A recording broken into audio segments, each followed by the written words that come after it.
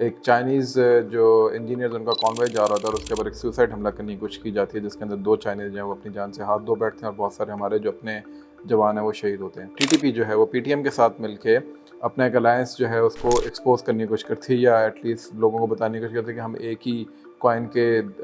2 رخ ہیں، 2 فیسز ہیں۔ مہارنگ بلوچ صاحبہ جو ہے اسے کچھ آگے جا کے جانے کی کوشش کرتی ہیں باہر، اور ان کو روک لیا جاتا ہے اور بات کی جاتی ہے کہ مہارنگ بلوچ صاحبہ جو ہیں اس کے اوپر بہت سے لوگوں کو اب تکلیف ہونا شروع ہوگی کہ ان کو روکا کیوں گیا۔ سولیڈیفائی کرنا ہے، وائلنس کو بنیاد بنانا ہے، اور اس کے بنیاد کے اوپر جب ریسیپریک اس کا رپلائی آئے گا وائلنس کا، تو اس کو بنیاد بنا کر ہیومن رائٹس کا واویلا مچانا ہے۔ مہارنگ بلوچ صاحبہ کے اوپر مسلسل نظر رکھیے، ان کی پوری ٹائم لائن نکالیے، دیکھیے کہ وہ ایک سرکاری نوکر سے ایک ایسی عورت کے اندر کس طرح کنورٹ ہوئیں جس کے اندر وہ ٹائمز کی 100 جو انفلوئنشل لوگ ہیں ان کے اندر ان کا نام آتا ہے۔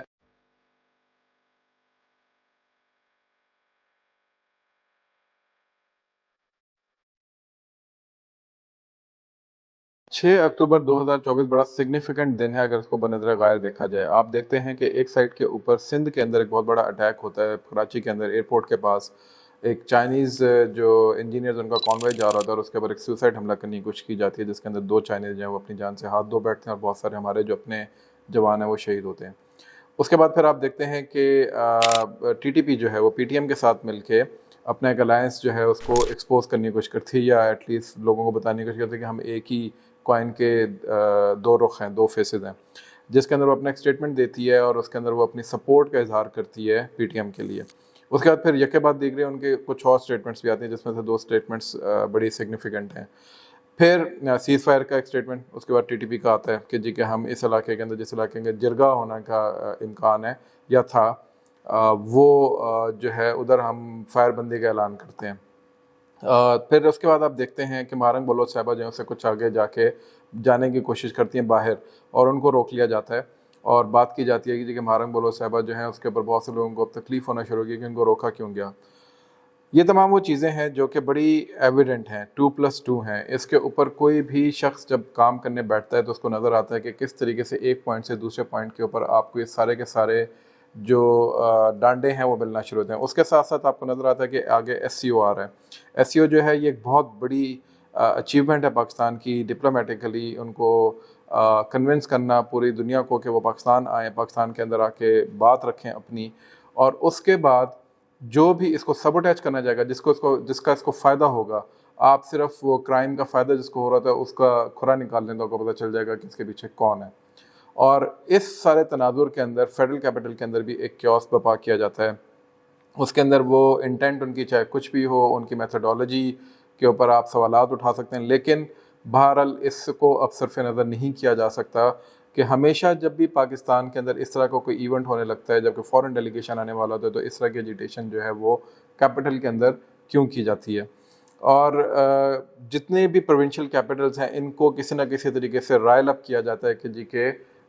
پاکستان جو ایک انسٹیبل کنٹری ہے جس کے اندر کسی بھی فورن ڈگنیٹری کو آنے کی ضرورت نہیں ہے۔ چائنا نے آج جو ہے وہ ایک ایڈوائزری ایشو کی ہے جس کے اندر انہوں نے پاکستان کے اندر سفر کو کہا ہے کہ اس کو تھوڑا سا آپ ویجیلنس کے ساتھ سفر کریں۔ یہ بڑا ایک ہمارے لیے بیک لیش ہے۔ تو یہ وہ تمام چیزیں ہیں، یہ وہ تمام عوامل ہیں، یہ وہ تمام معاملات ہیں جس کو بیسیکلی ہمیں سامنے رکھنا چاہیے اور دیکھنا چاہیے کہ اس کے اندر کون جو ہے وہ جلتی کے اوپر تیل چھڑک رہا ہے۔ واپس آتے ہیں مہارنگ بلوچ صاحبہ کے پاس۔ مہارنگ بلوچ صاحبہ جو کہ میں پہلے بھی بات کر چکا ہوں 1-2 دفعہ، لیکن اب ذرا کھل کے ہمیں اس پہ بات کرنی چاہیے کہ محترمہ جو ہیں وہ اتنے عرصے سے ایک ایجیٹیشن کو لیڈ کر رہی ہیں، اس ایجیٹیشن کے اندر ان کے دن رات صرف ہو رہے ہیں، وہ کیمپوں کے اندر اپنی زندگی گزار رہی ہیں، وہ مارچ کر کے اسلام آباد آتی ہیں، وہ اسلام آباد میں کچھ ماہ یہاں پہ گزار کے جاتی ہیں، پھر ادھر سے واپس جاتی ہیں، اور اس سارے تناظر میں سب لوگ جو کہ اس ریولوشن کو فورسی کرنے کی کوشش کر رہے ہیں، یا اس خاتون کے اندر جیسے پہلے منظور پشتین کی شکل میں ان کو ایک ریولوشنری ملا تھا، اب ان کو مہارنگ کی شکل میں ایک ریولوشنری نظر آ رہی ہے، وہ کہیں بھی کسی کو یہ نظر نہیں آتا کہ محترمہ جو ہیں وہ ایک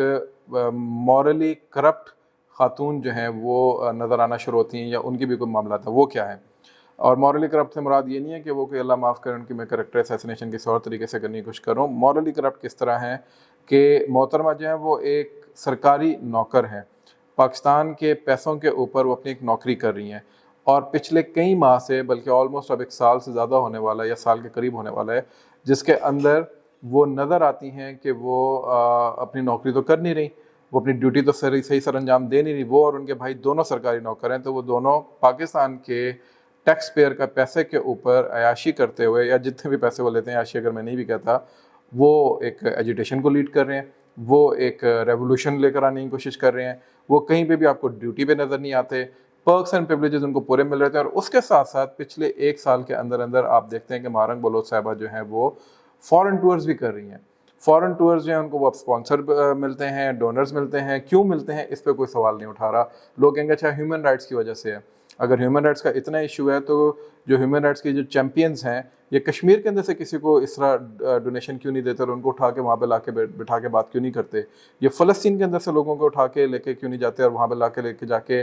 انٹرنیشنل فورمز پر بٹھا کے بات کیوں نہیں کرتے؟ کیونکہ ایجنڈا کے اندر ان کی یہ بات موجود نہیں ہے. ایجنڈا کے اندر یہ بات موجود ہے کہ بلوچستان کے اندر انریسٹ کریٹ کرنا ہے, گوادر کو سبوٹیج کرنا ہے, سی پیک کو رول بیک کروانا ہے, اور کسی طریقے سے چائنیز کو یہاں سے پش بیک کرنا ہے, اور چائنا کنٹینمنٹ کی پالیسی کو سولیڈیفائی کرنا ہے, وائلنس کو بنیاد بنانا ہے. اور اس کی بنیاد کے اوپر جب ریسیپریک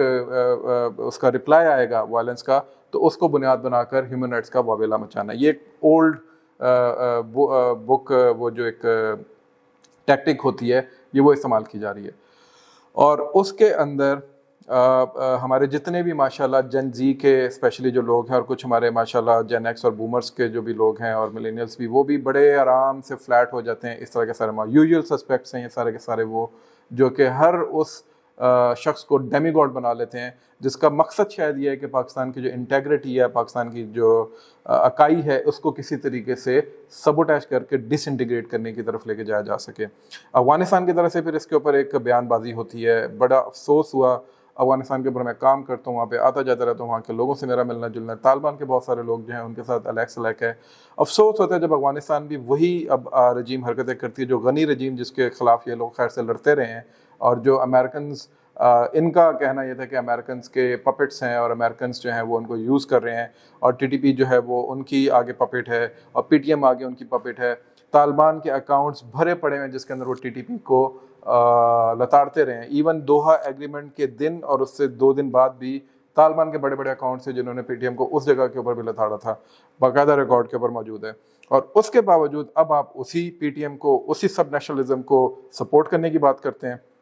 پاکستان کے جو پولیٹیکل انریسٹ ہے اس کے اندر انٹرفیئرنس کی بات کرتے ہیں, اس کے اندر آپ بیان بازی کرتے ہیں. کسی اور ملک کو یہ مسئلہ نہیں ہے, ایران کو نہیں ہے, سینٹرل ایشیا کو نہیں ہے, چائنا کو نہیں ہے, انڈیا کو نہیں ہے. انڈیا جو کہ ہمارا عدلی دشمن ہے, وہ سارے یہ شاید جو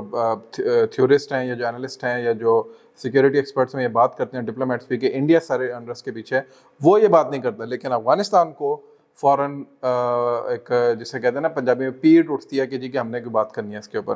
تو میرا خیال ہے کہ ڈپلومیٹک اینگل سے بھی ایتھیکلی اور مورلی انتہائی خراب حرکت کی ہے, اور اس پہ ان کو نظر ثانی کرنے کی ضرورت ہے. اور اس کو کوئی مجھے اینٹی طالبان ہونے کا نعرہ نہ لگا ہے اس کے اوپر, یہ ایک تنقید ہے ان کی پالیسی کے اوپر جس کے اوپر ان کو نظر ثانی کرنے کی ضرورت ہے. کہ وہ سمجھتے ہیں کہ پاکستان کے لوگ ان کو غنی رجیم اور قرضی رجیم سے الگ کر کے دیکھیں, تو ضرورت ہے کہ وہ اپنے کردار کے اوپر بھی تھوڑا سا فوکس کریں.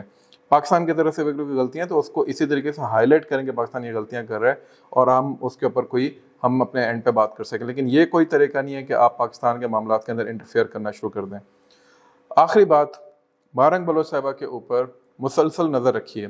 ان کی پوری ٹائم لائن نکالیے, دیکھیے کہ وہ ایک سرکاری نوکر سے ایک ایسی عورت کے اندر کس طرح کنورٹ ہوئیں جس کے اندر وہ ٹائمز کی 100 جو انفلوئنشل لوگ ہیں ان کے اندر ان کا نام آتا ہے. لیکن اگین کسی اور فلسطینی کا نام, کسی اور کشمیری کا نام, کسی اور مسلم ورلڈ کے اندر جو لوگ اپنی ریزسٹنس لے کے کھڑے ہوئے ہیں, کولونائزرز کو وہ چیلنج کر رہے ہیں, وہ لوگوں کو بتا رہے ہیں کہ کس طریقے سے ریزسٹ کیا جاتا ہے اور اپنی آزادی حاصل کی جاتی ہے, ان کے نام نہیں آئیں گے. مہارنگ بلوچ صاحبہ کا آئے گا. اس سے پہلے منظور پشتین کو بھی اگر آپ یاد رکھیں, اس کی بھی پوری ٹائم لائن اٹھائے, تو اسی طریقے سے دنیا کے بڑے بڑے جرائد نے اس کو کور کیا, اس کو پروموٹ کیا, اور اس کو ایک آئیکن بنانے میں مدد دی. اب یہ کام مہارنگ بلوچ صاحبہ کے لیے بھی کیا جا رہا ہے, اور دنیا میں کوئی بھی جگہ جہاں پہ اس طرح کے نام آتے ہیں, باقاعدہ پیچھے پوری لابنگ فرمز جو ہوتی ہیں وہ کام کر رہی ہوتی ہیں. لابنگ فرمز کی باقاعدہ پوری ایک فیس ہوتی ہے. کون کر رہا ہے یہ کام, کس لیے کر رہا ہے, اس چیز کا کھرا نکالنا کوئی بہت مشکل نہیں ہے. I urge you all کہ آپ لوگ اس کے اوپر تھوڑی سی تحقیق کریں آنکھیں کھول کے. اور یہ جو جذباتی نعرے ہیں کہ جی کہ حکومت پاکستان نے گریونسز پوری نہیں کی اور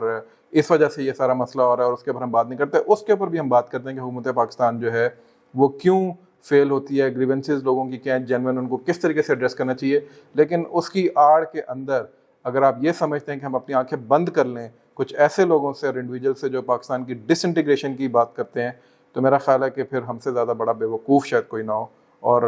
اتنے بیوقوف خیر ہم ابھی ہوئے نہیں ہیں. آج کے لیے اتنا ہی, انشاءاللہ تعالی ملتے ہیں بہت جلد ایک نئی گفتگو کے ساتھ. اپنا خیال رکھیے گا. السلام علیکم.